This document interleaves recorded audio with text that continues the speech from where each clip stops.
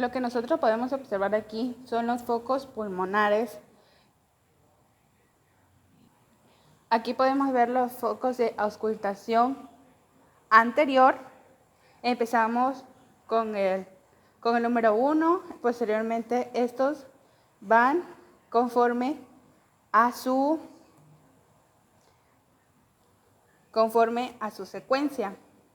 En la parte de atrás, en la parte posterior, podemos ver también los focos pulmonares que son de parte de la escápula, que empezamos por el número 1 y continuamente sigue su simetría hasta el número 4.